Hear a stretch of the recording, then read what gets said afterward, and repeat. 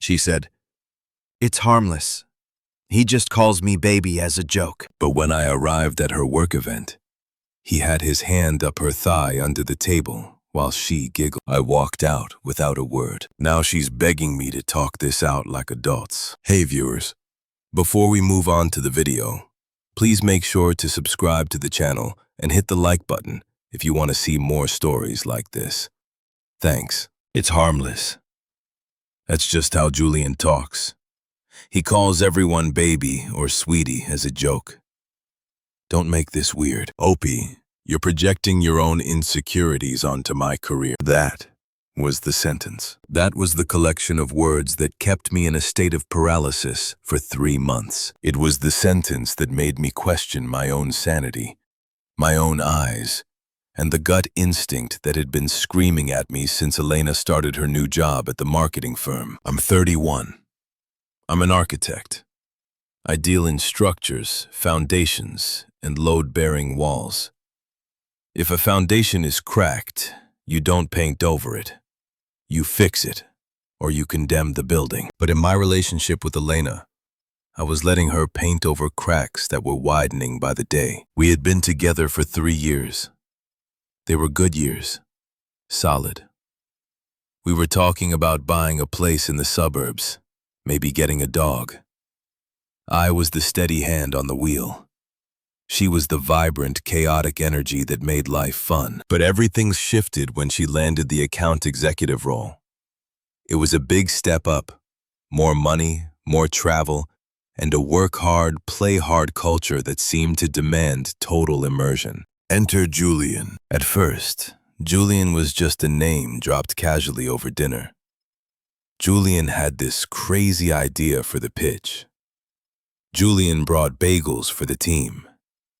Julian is so funny. You'd love him. He was the senior VP of sales, a legend in the office. From what I gathered, he was the guy who closed the deals that kept the lights on. He was charismatic, loud, and according to Elena, just a really touchy, feely person. I tried to be the supportive boyfriend. I really did. I've never been the jealous type. I don't check phones. I don't ask who she's texting. I believe that if you have to police your partner, the relationship is already over. But the Julian stories started to change in tone. They went from professional admiration to something stickier. It started with the hours. She'd come home at 8 p.m., then 9 p.m. Then came the team drinks that lasted until midnight on a Tuesday. When she came home, she wasn't tired. She was wired, buzzing with adrenaline, smelling like expensive gin, and looking at her phone every 30 seconds. Then came the work husband jokes. "Oh, Julian is totally my work husband," she said one night while we were watching Netflix. She was typing furiously on her phone. "He literally knows my coffee order better than you do." She laughed. I didn't. "Is he texting you right now?" I asked, trying to keep my voice neutral. It was 10:30 p.m. "It's just work gossip," she said, not looking up. "HR drama. You wouldn't get it." The breaking point, or what should have been the breaking point, happened 2 weeks before the gala. We were in bed. Elena had fallen asleep with her phone on the nightstand, face up. I was reading a book, trying to wind down, when the screen lit up. The room was dark, so the flash of light was impossible to miss. I glanced over. I wasn't trying to snoop, but the font was large and the notification lingered. "Julian. Work night, baby." Winky face. "See you at the office. Don't be late this time." My stomach dropped. It felt like I'd swallowed ice. "Night, baby," with a winky face. I stared at the phone until the screen went black. I looked at Elena, sleeping peacefully, her breathing slow and rhythmic. I felt a surge of nausea. This wasn't work gossip. This wasn't HR drama. I didn't sleep that night. I lay there staring at the ceiling, rehearsing what I was going to say, trying to find a logical explanation that didn't involve my girlfriend emotionally cheating on me with her boss. The next morning, while she was making coffee, I decided to bring it up. I wanted to be calm. I wanted to be rational. "Elena," I said, leaning against the counter. "I saw a text pop up on your phone last night." She froze. The spoon clinked against the mug. She turned around, her eyes narrowing instantly. Not fear. Annoyance. "You went through my phone." "No," I said, keeping my voice steady. "It lit up on the nightstand. It was from Julian. He called you baby and used a winky face." She stared at me for a second, and then she did something that caught me completely off guard. She laughed. A loud, dismissive, incredulous laugh. Are you serious right now? She asked, shaking her head as she poured milk into her cup. You're actually mad about that? "He called you baby, Elena, at 11 p.m. "Oh my God," she sighed, rolling her eyes so hard it looked painful. Opie, please don't be that guy. Please don't be the jealous, controlling boyfriend. It's embarrassing. How is it controlling to ask why another man is calling my girlfriend pet names late at night? She slammed the coffee mug down on the counter. Coffee splashed over the rim. Because that's just who Julian is, she exclaimed, throwing her hands up. He calls everyone that. He calls the receptionist sweetie. He calls the interns darling. He's just European. He's expansive. It's a joke. It's harmless. That's just how Julian talks. He calls everyone baby or sweetie as a joke.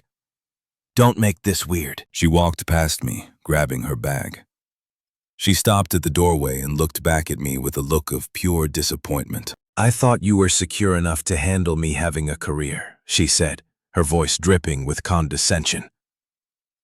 Julian is my boss. He's a mentor. If I make a big deal out of his jokes, I look like a prude, and it hurts my standing in the firm.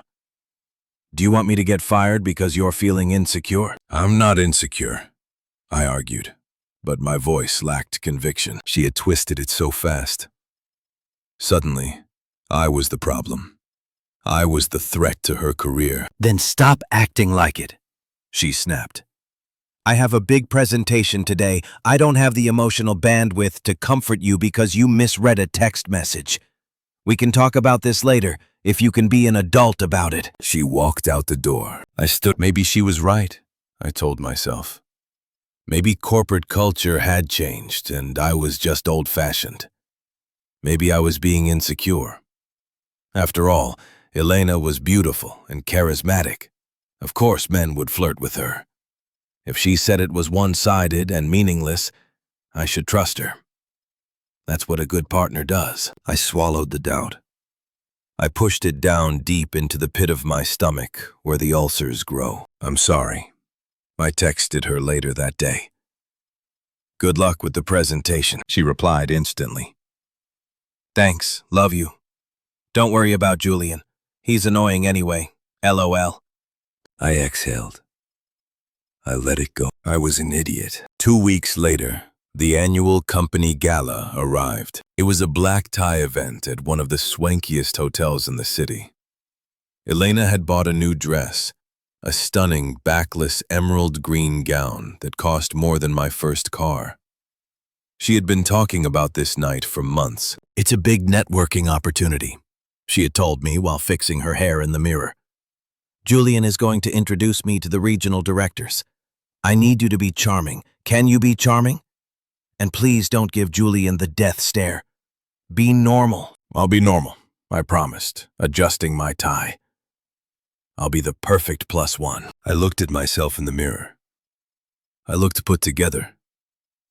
I looked like a man who had a handle on things. But as we walked into the ballroom, under the crystal chandeliers and the hum of expensive conversation, I felt that cold weight in my stomach return. I scanned the room. It didn't take long to find him. Julian was standing near the bar, holding a scotch, surrounded by a circle of laughing people. He was older than I expected, maybe 45, with silver fox hair and a suit that fit him a little too perfectly.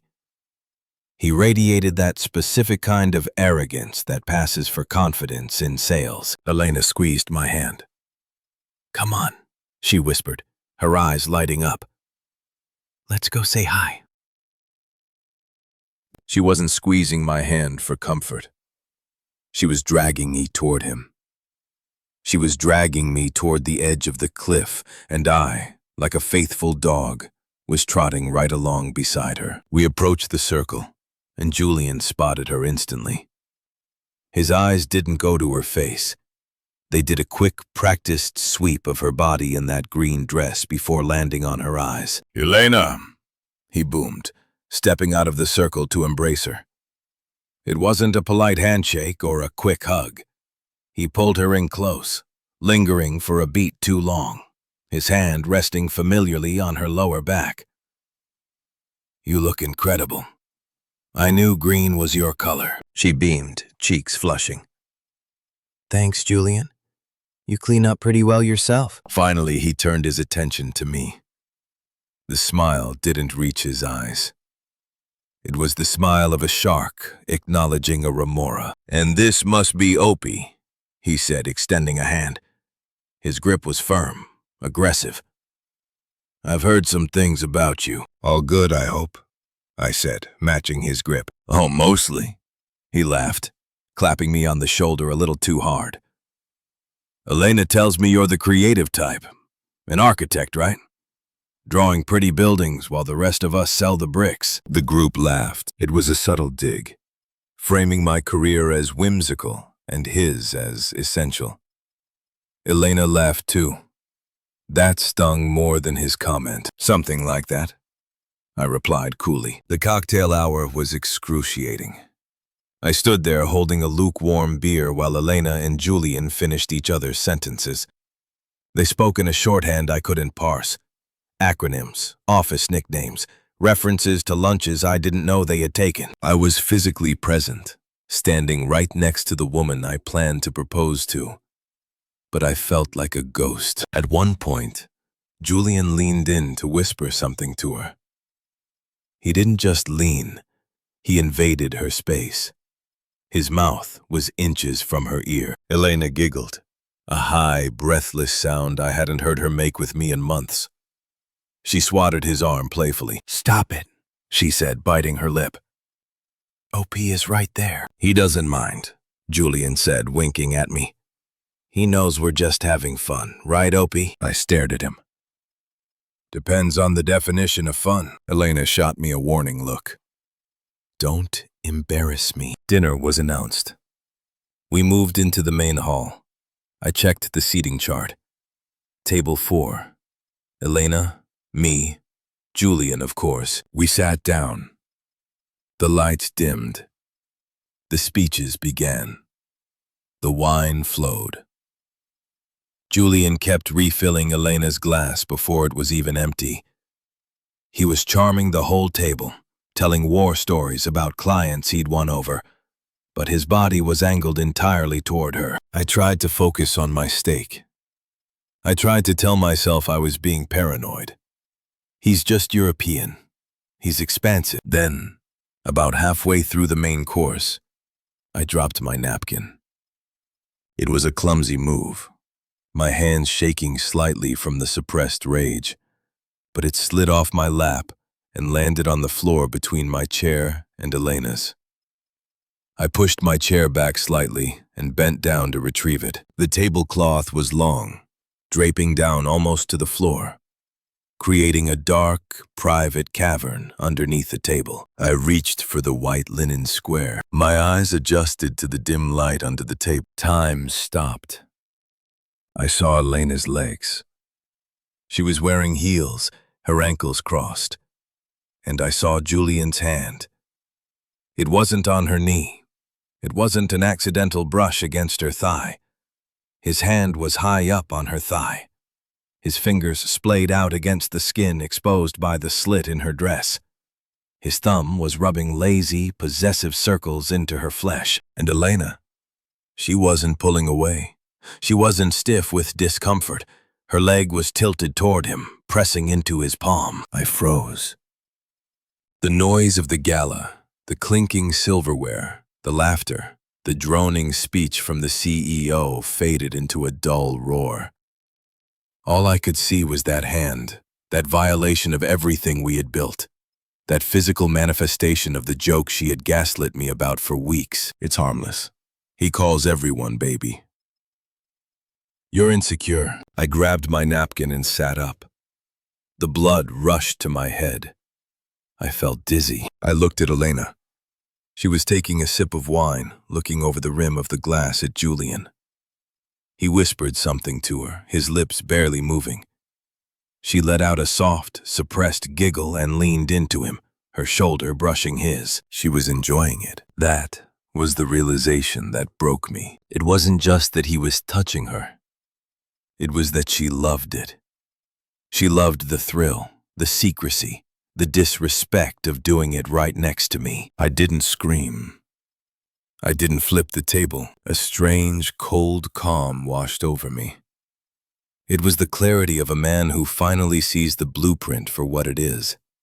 Flawed, dangerous, and structurally unsound. I placed the napkin on the table.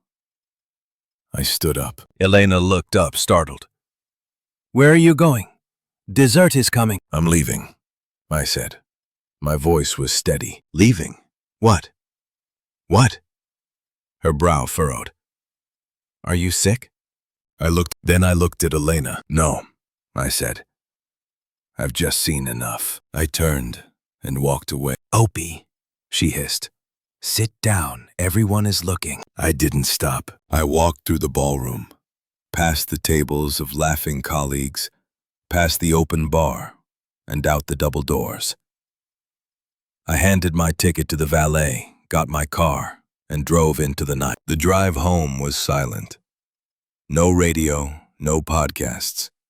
Just the hum of the engine and the replay of that image in my mind. The hand, the thumb, the giggle. I arrived at our apartment. Well, my apartment. Though she had slowly taken over every closet and drawer over the last 2 years. I didn't cry. I didn't throw things. I went into architect mode. Problem identified. Solution required. Execution initiated. I pulled 2 suitcases from the storage closet. I walked into the bedroom and started packing. Not my things. Hers. I didn't pack everything, just the essentials. Clothes, toiletries, shoes, her laptop. I worked efficiently, folding things neatly. I wasn't doing this out of kindness. I was doing it because I wanted no reason for her to linger. No excuse for her to say, I can't find my charger. I put the suitcases by the front door. I sat on the couch in the dark and waited. It took her an hour to get home. I heard the key turn in the lock. She burst in, flustered, her face flushed with anger. What the hell is wrong with you? She shouted, slamming the door. She was still in the green dress, but it didn't look beautiful anymore. It looked like a costume. You left me there. Do you have any idea how embarrassing that was? Julian asked where you went, and I had to lie and say you had a stomach bug. She flicked on the lights. She saw the suitcases. She froze.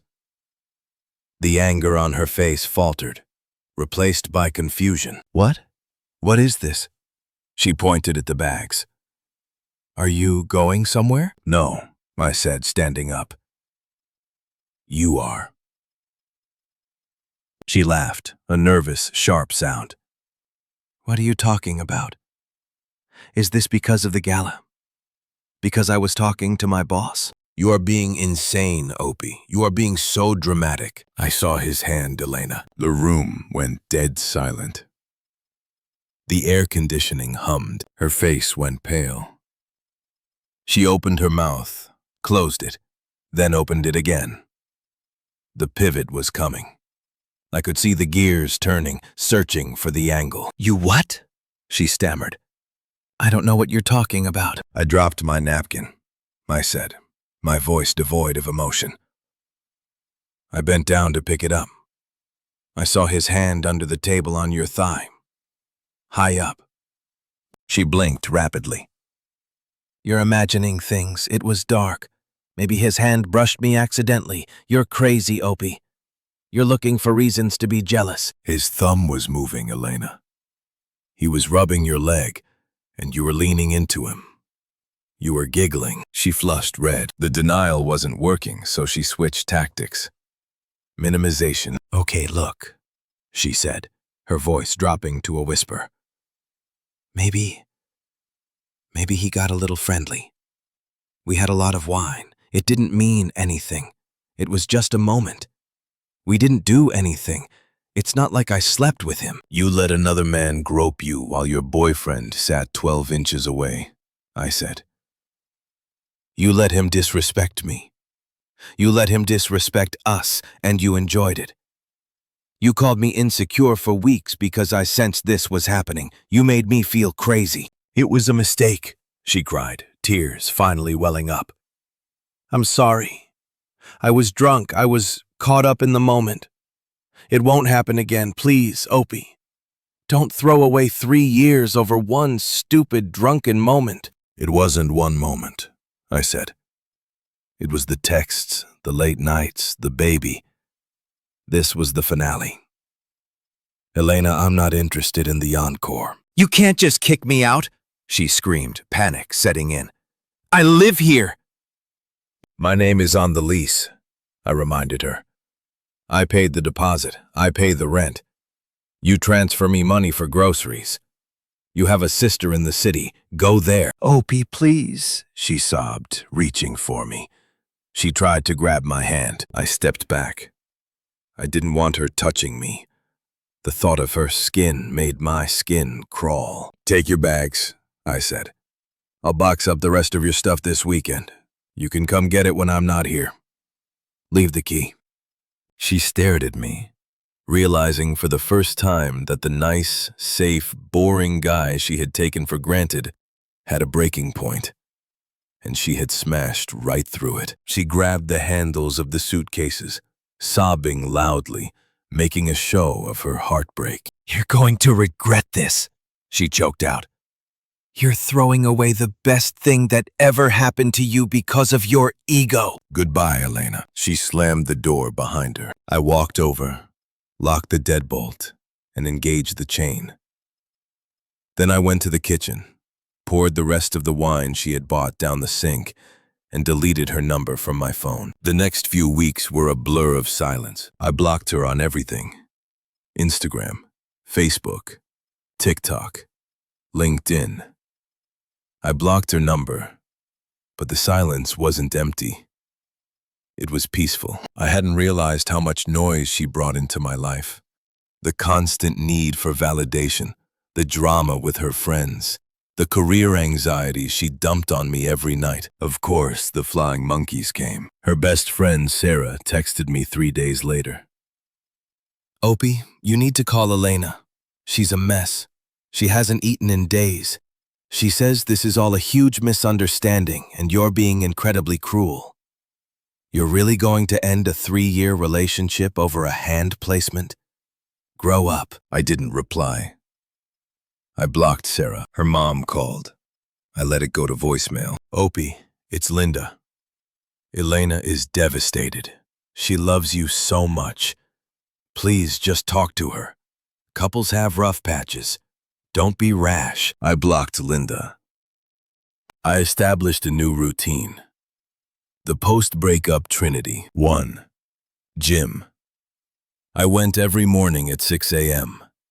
I lifted heavy until my muscles shook, replacing emotional pain with physical exhaustion. 2. Work.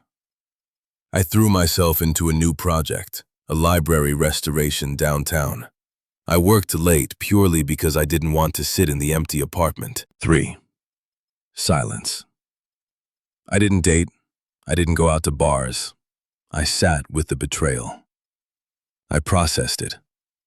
I dissected it like a structural failure. I realized that Elena hadn't just cheated. She had viewed me as a placeholder.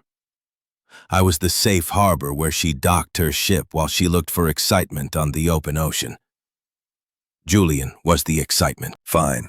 She could have the excitement. I would keep the harbor. The anger eventually faded, replaced by a cold, hard indifference. I stopped wondering what she was doing. I stopped wondering if she was with Julian, until the rumors started to filter back to me. The rumors started trickling in about a month later. I hadn't asked for them. I had told our mutual friends that I didn't want updates. I didn't want to know if she was happy, sad, or dead. But information has a way of leaking through the cracks of even the most carefully constructed walls. It was Mark, a buddy from college who worked in a different department at her firm, who finally broke the dam. We were grabbing a beer, and after 3 rounds, he couldn't hold it in anymore. "You know about Julian, right?" he asked, looking at me over the rim of his glass. I stiffened. "I don't want to know, Mark." "You do." He grinned. "Trust me. You really, really do." I sighed. "Fine. What happened? Did they get married? Are they the power couple of the century?" Mark laughed so hard he nearly choked. "Married? Opie, Julian got transferred to the London office 2 weeks after you broke up with Elena. He didn't take her. He didn't even tell her until the company memo went out." I felt a grim smile tugging at the corner of my mouth. "You're kidding." "Nope. And it gets better." Mark leaned in, lowering his voice. "Apparently, as soon as you kicked her out and she became available, Julian lost interest. The chase was over. He told people in sales that she was getting too clingy and unprofessional. He ghosted her." "Ghosted her?" "Opie, he literally ghosted her inside the office until his transfer went through." I took a long sip of my beer. It tasted like victory. "So that was it," I said. "The great love affair, the intellectual connection, the work husband who understood her better than I did. It was just a game to him." "I guess." Mark shrugged. "I was the goalie," I said. "And once I walked off the field, scoring wasn't fun for him anymore." "She's a mess at work," Mark continued. "Her numbers are down. She cries in the bathroom. People are avoiding her because the whole thing with Julian made her look desperate. She burned her life down for a guy who viewed her as a layover flight." I expected to feel pity. I waited for that pang of, I should check on her, to hit me. But it didn't come. All I felt was validation. My instincts hadn't just been right. They had been surgical. A week later, the emails started. I had blocked her number, but her emails bypassed my spam filter. Subject: "Missing you, OP. I know you blocked me. I understand why. I just wanted to say that I'm so sorry. I've been doing a lot of thinking. Julian was a mistake. I was in a weird place, and I let the validation—" I deleted it. Subject: "Please read. I'm staying at my sister's on the couch. It's horrible. I realized how much I took our home for granted. You were the only stability I had. Julian was a narcissist. Opie, you were right about him. I should have listened. Please let me come home. I'll do anything." I deleted it. Subject: "You owe me closure. You can't just erase 3 years. OP, that's sociopathic. I made a mistake, but you're being cruel. We were best friends. Don't I deserve 5 minutes to explain myself?" I didn't delete that one immediately. I stared at it. "You owe me." The entitlement was still there, festering under the surface of her apology. She didn't miss me. She missed the safety net. She missed the rent-controlled apartment and the guy who cooked dinner and the stability she had eagerly traded for a cheap thrill. I moved it to the trash and emptied the bin. 6 months passed. I was a different person. I had put on 10 pounds of muscle. The library restoration project had been featured in a local architecture digest. I had started seeing a woman named Claire, a pediatrician who communicated clearly, hated drama, and had 0 work husbands. I had almost forgotten the sound of Elena's voice. Then she ambushed me. It was a Tuesday morning. I was at my usual coffee shop near my office, waiting for my Americano. I was scrolling through emails on my phone when I felt a presence next to me. Hello, Opie. I looked up. It was Elena. But not the Elena I remembered. The Elena I knew was vibrant, sharp, always put together. This woman looked diminished. Her hair was pulled back in a messy bun, her blazer looked a size too big, and she had dark circles under her eyes that concealer couldn't hide. She was holding a cup of tea, her hands trembling slightly. "Elena," I said. My voice was flat. No anger, no warmth. Just acknowledgement. "I knew you came here before work," she said, offering a tentative, fragile smile. "I've been hoping to run into you." "I'm busy, Elena." "Just 5 minutes," she pleaded, her eyes welling up instantly. She had perfected that look over 3 years, the damsel in distress look that used to make me fold immediately. "Please, I just want to clear the air. We ended things so badly." "I didn't end things badly," I corrected her. "I ended things decisively." "I know," she sniffled. "And you were right to be angry. I was terrible. Julian. He used me, OP.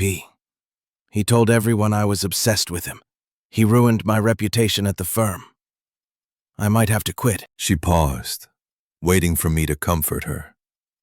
Waiting for me to say, "That's awful," or "I'm sorry to hear that." I just looked at her. "That sounds like a difficult work environment," I said. It was the kind of sentence you say to a stranger at a bus stop. She flinched. The coldness hit her harder than shouting would have. "Is that it?" she whispered. "You don't even care after everything we went through?" "I'm struggling, OP. I'm really struggling." She took a step closer, reaching out to touch my arm. "I miss you. I miss who I was with you. You made me a better person. Can't we just grab dinner? Start over? I promise I'm different now. I learned my lesson." I stepped back, avoiding her touch. "You aren't listening," I said calmly. "I am. I know I hurt you." "No," I interrupted. "You didn't just hurt me. You insulted me. You looked me in the eye for months and told me I was crazy for seeing what was right in front of me. You called me insecure to cover up your own lack of integrity." "I know," she sobbed. "I'm sorry." "I don't need your apology, Elena," I said, "because I don't care anymore." Honestly, she looked at me stunned. "You don't mean that." "I do. When I walked out of that gala, I didn't just leave the venue. I left you. I left the drama, the gaslighting, the work husbands. All of it." I checked my watch, and looking at you now, seeing you blame Julian for ruining you instead of taking responsibility for the choices you made, it just confirms I made the right call. "I am taking responsibility," she cried, noticing people in the coffee shop were starting to stare. "I'm here, aren't I? I'm begging you." "You're here because you're lonely and your life got hard," I said. "You're not here for me. You're here for the safety net. But the net is gone." The barista called my name. "Order for OP." I walked over and grabbed my coffee. I turned back to her one last time. "You know you should actually thank Julian," I said. She blinked, confused. "What?" "He did me a favor," I said. "If he hadn't been so arrogant, if he hadn't put his hand on your leg that night, I might have married you. I might have wasted the rest of my life with someone who thinks loyalty is a joke." I took a sip of my coffee. "So yeah, I'm good. Good luck, Elena." "Opie, please," she started, her voice cracking. I turned around and walked out the door. The morning air was crisp. The city was waking up. My phone buzzed in my pocket. A text from Claire asking if I wanted to try that new Thai place tonight. I typed back, "Sounds perfect. See you at 7. I put the phone away and walked toward my office. I didn't look back through the coffee shop window. I didn't need to check if she was crying. I didn't need to see the regret on her face. She was just a stranger I used to know. And I had buildings to design. Thanks for watching. Make sure to subscribe to the channel and hit the like button. What do you think about this story? Share it in the comments.